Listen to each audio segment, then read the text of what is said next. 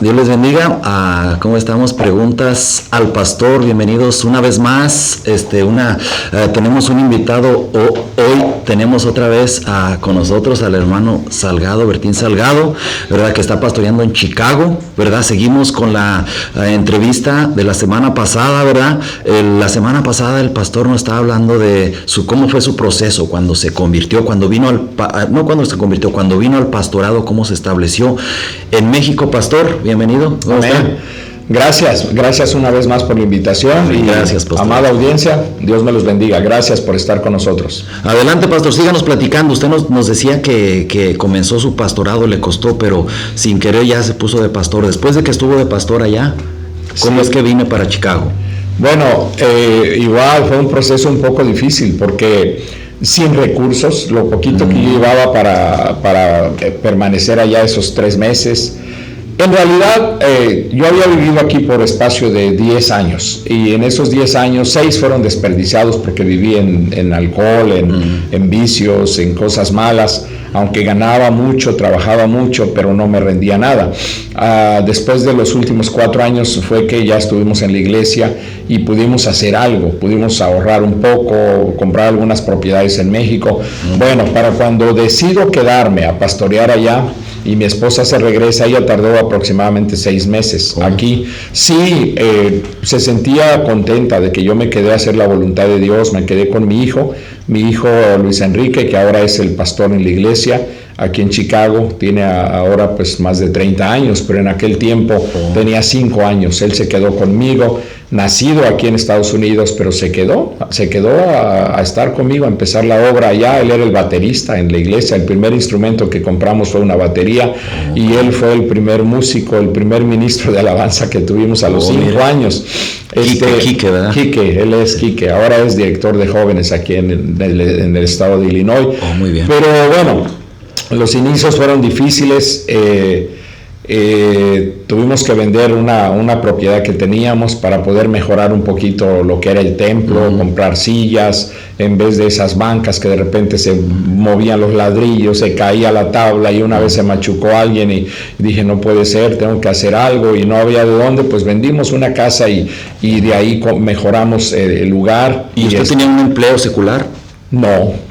Sí, quise apoyar a mi suegra. Teníamos todavía la tortillería. Okay. Entonces la tortillería estaba en un mercado en una ciudad que se llama Acuitlapilco, en un mercado que comenzaba mucho sufrimiento porque ese era un terreno baldío que se convirtió con el tiempo en chocitas de cartón y madera. Después ya se empezó a construir bien y bueno, durante ese proceso le ayudaba a mi suegra y sí, era en parte por horas, por días nos dedicábamos a lo secular, pero también no desatendiendo las almas, el visitar a la gente. Aprendí a ser pastor como en México, es diferente. Aquí y por lo regular el pastor no visita, no. Si la persona no asiste una semana o 2 o 3, el pastor lo más que puede hacer es llamar por teléfono, enviar un correo electrónico o X, pero esas son las vías de comunicación actuales. Pero en aquel tiempo, cuando una persona no asistía, pues el domingo 7, 8 de la mañana ya estaba uno tocándole la puerta a la persona. ¿Y qué pasó, mi hermano? No fue, no le vi, está enfermo, ¿qué pasó?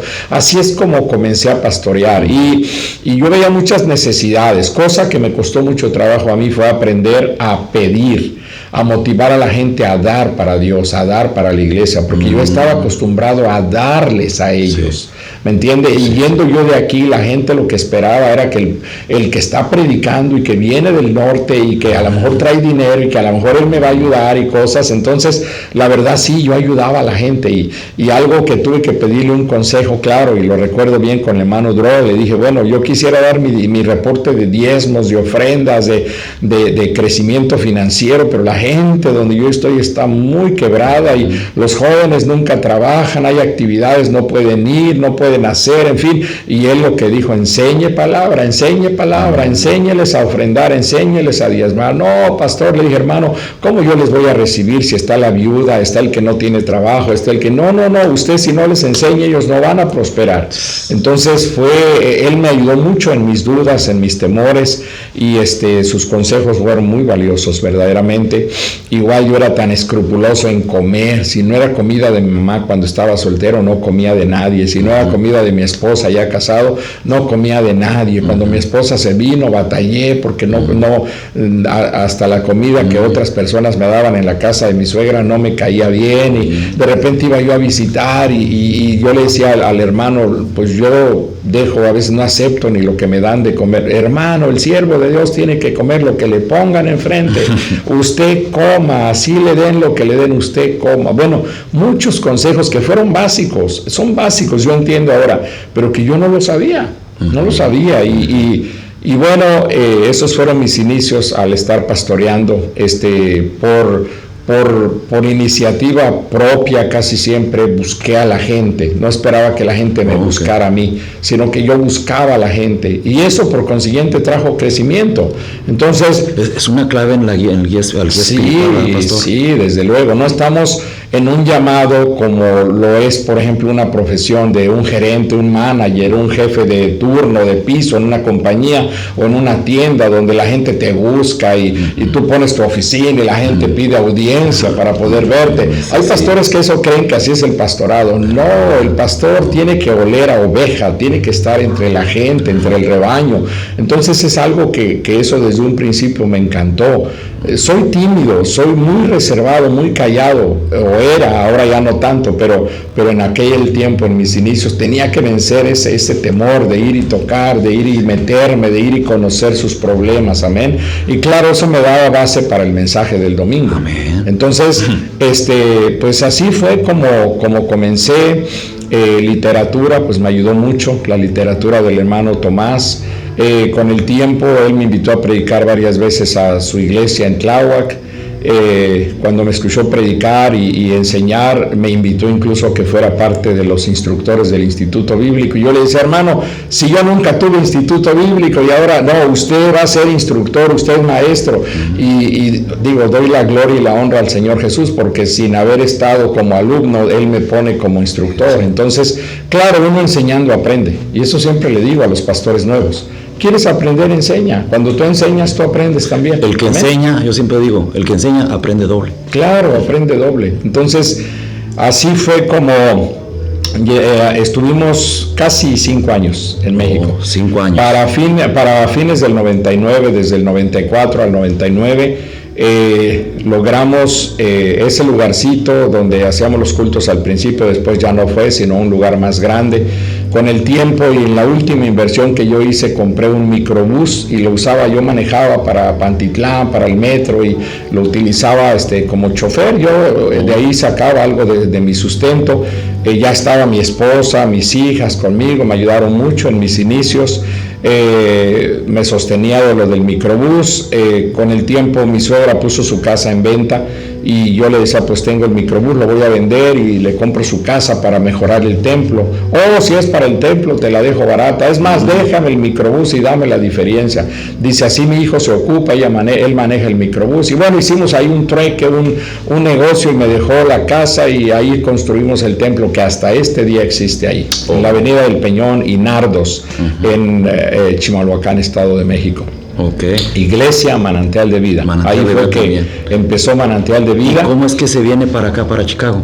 Fuimos los fundadores ahí, estuvimos casi 5 años, salieron 2 obras hijas de ahí. Mire, desde con pastor, y ya a los 5 años, mi madre, que había estado aquí, y la iglesia donde ella se había quedado, donde yo comencé, tuvo muchos disturbios, muchas discusiones. Desde que mi pastor se fue a Colombia y no regresó, colocaron otros pastores, y el último pastor que hubo ahí para ese tiempo, se le hicieron muchas divisiones y problemas. Entonces mi madre, en su desesperación, me habla un día y me dice, necesitamos que el grupo de pastores donde tú estás ahora, que hagan algo, porque aquí la iglesia está pasando por un tiempo muy difícil. Y me dice ella, yo no sé qué hacer, ya se fueron tal y tal familias que yo llegué a conocer, ya se fueron tal y tal a otro lado, ya salieron como 3 obras, pero en rebeldía de ahí de esa iglesia. Entonces, era una iglesia de más de 150 miembros. Mi pastor hizo un excelente trabajo. En menos de 3 años levantó una congregación de más de 120 personas. Pero siendo ya de casi 150 personas, se empezó a ir hacia abajo. De manera que cuando mi madre habla y me dice, ocupamos un pastor, ora y ayúdanos, habla con el pastor que es tu líder y dile, bueno, le comenté, y para eso él tenía un viaje programado, dijo, no puedo hacer nada, usted aquí es una bendición, no estoy de acuerdo que se vaya, pero bueno, él fue a un viaje, regresó, volvimos a hablar del asunto. Cuando él regresó, dijo, voy a volver. Él salía mucho, atendiendo a más de 800 iglesias en todo el país, ¿verdad? Viajaba mucho. Sí. Bueno, en aquel tiempo tal vez eran 400, ¿verdad? Pero sí, él viajaba mucho. En algunos de sus viajes llegué a acompañarlo, y siempre manejando, era hábil para manejar el hermano Tomás, y cuando en uno de esos viajes otra vez mi madre habla, otra vez le digo, y me dice, voy a salir, pero se queda a cargo el hermano Scott. Dijo, hable con él, y si él autoriza, pues no me va a quedar otra, yo estoy de acuerdo. Entonces el hermano Scott Wynn fue el que firmó mi promoción hacia Chicago. Okay. Se transfirieron todas mis licencias, ya para ese tiempo ya tenía la máxima licencia, que es la de ordenación. Cuando yo llego de México, en esos 5 años que estuve, pues ya traía un récord, y un récord pues muy positivo, claro, ¿verdad? 196 personas bautizadas allá, 2 obras hijas, 2 pastores con licencia, 4 obreros, allá se les llamaba obreros cristianos a los ministros ya con licencia. Entonces era un muy buen récord. Cuando se habló de mi transferencia, pues todos estuvieron de acuerdo. Sí. Y yo llegué aquí a Chicago a hacer células en la casa de una hermana mía, porque para ese tiempo la Iglesia Pentecostal Unida aquí en Illinois no se había levantado ninguna iglesia en Chicago, lo que es Chicago. Había en los suburbios, ¿verdad? Para aquellos tiempos el hermano Rito Suárez había hecho un excelente trabajo, el hermano Ricardo González en Brookfield. No recuerdo quiénes más ya estaban, pero sí, cuando yo llego ellos ya estaban establecidos. El hermano Ricardo fue una bendición para mí porque él era el director de Home Mission. Así es de que me transfieren de México aquí, vengo en calidad de misionero, me aceptan como misionero, me dan la ayuda requerida como misionero, y eso ayudó bastante a que pudiéramos establecer la obra aquí. Okay. Esos fueron los inicios en el 2257 Sur Sacramento. Bueno, no iniciamos ahí, iniciamos en la calle 59 y la Sacramento, rentando un storefront, una asesoría, y bueno, ahí empezamos solo menos de medio año, porque por escandalosos nos quitaron el contrato, y usted sabe, como buenos pentecostales, ¿verdad? Que no ruido, que no música, que no dancen, y pues no nos pudieron parar, y más bien dijeron, pues sálganse, y fue que oramos y Dios nos concedió ese lugar en la Sacramento. Y cambió, que disculpe pastor, cambió el estar trabajando en México con la obra de México acá, cambió su sistema como pastor. Cambió un poco. Afortunadamente, como llego a un barrio del cual cuando yo salí dije, jamás vuelvo a Chicago, y aquí, si vuelvo a Estados Unidos, tal vez Florida, tal vez Houston, tal vez California, pero por hablador, mire lo que me tocó. Donde yo salí, me fui a México. Casualmente, cuando el Señor me regresa para Chicago, llego al mismo barrio, a la misma calle, y ahí tocó que estaba un edificio en venta y nos habían sacado del lugar donde estábamos haciendo los cultos. Me dieron hasta tal día y teníamos pocos días orando. Dios nos bendijo con ese lugar en venta y lo compramos casi sin dinero. Entonces, Dios abre puertas, pero era en la calle, incluso era una cantina donde yo ya la conocía. Nunca entré porque esa cantina era viejísima, del tiempo de Al Capone. Entonces la conocía porque conocía en mis tiempos de borrachera todas las cantinas de Chicago, especialmente las de la Villita. Entonces ya conocía ese lugar, pero cuando lo veo abandonado y en venta y todo, pues Dios abrió puertas y ese lugar se nos consiguió. 2257 Sur Sacramento. ¿Qué es lo que cambió en mi manera de pastorear? ¿Cuánto tiempo va, mija? 20. Okay. ¿Qué es lo que cambio en mi manera de pastorear? Casi nada. porque de un barrio mexicano en Chimalhuacán, Estado de México, Dios me trae aquí a un barrio hispano y casualmente la cultura, todos mexicanos. Es un barrio que en aquel tiempo antes fue un barrio polaco, después fue un barrio mixto, después un barrio mexicano. Y bueno, ahorita ahí duramos años, ahí 14, 15 años, y casi no cambiamos nada en nuestra manera de pastorear, las visitas a casas, la estructura en la iglesia. Hemos tenido una estructura desde los inicios. Mi familia ha sido una bendición. Siempre al iniciar, pues aunque empezamos aquí, por ejemplo, solo con mi madre y mis 3 hijas que ya se habían regresado de México y estaban aquí en Chicago trabajando para mandarme dinero a mí. Ellas me ayudaban financieramente. Entonces, cuando yo regreso, ellas ya están aquí, están trabajando, y mi madre y ellas fueron las primeras personas con las que comenzamos aquí en Chicago. Y mi esposa, mi hijo que venía y a otra niña que ya había nacido.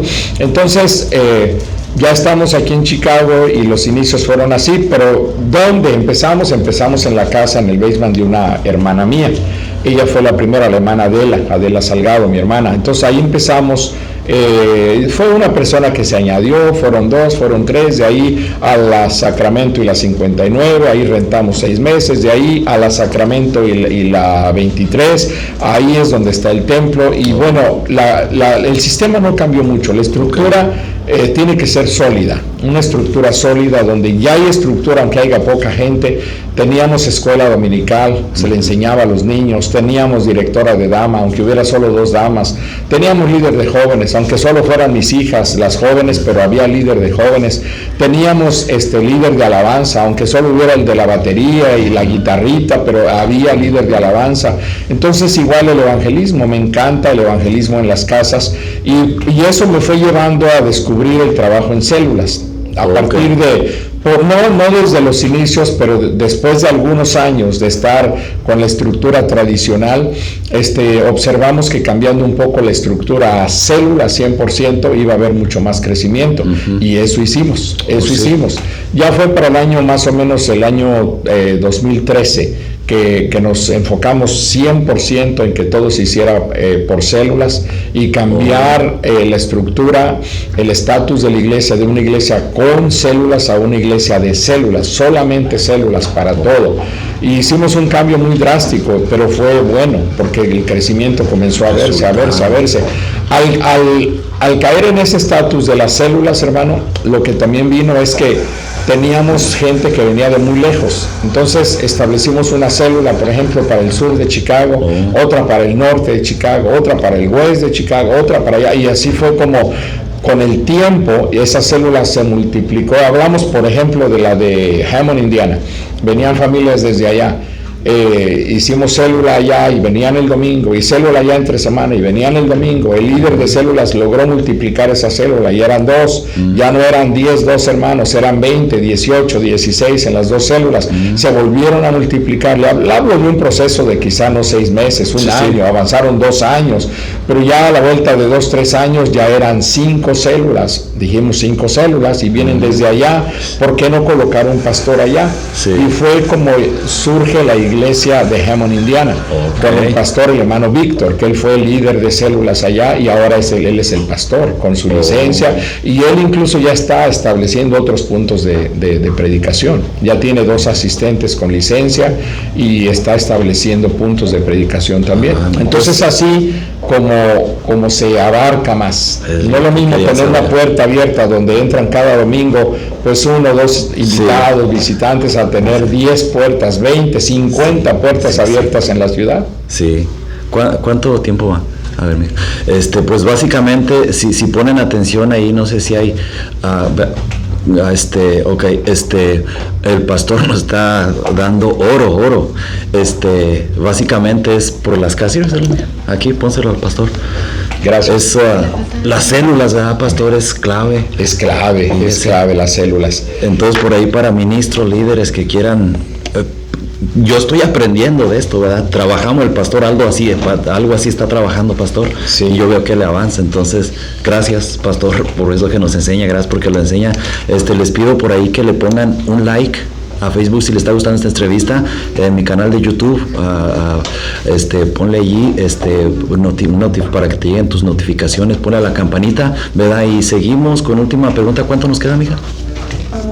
20 segundos. Bueno, creo que nos despedimos, pero tenemos otra, nos va a conceder otra pregunta, pastor. Amén. Ok, en la otra vamos a hablar de la familia, así es que les pedimos por favor que la próxima semana estemos ahí, pastor, su nombre y la iglesia donde está, pastor. Amén.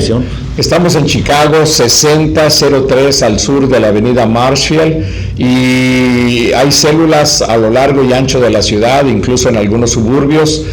Son puntos en donde usted, si vive cerca, pues comuníquese con nuestro hermano Juan o con un servidor, y desde luego que estamos para ayudarle. Su servidor, Bertín Salgado. Amén. Dios les bendiga, familia.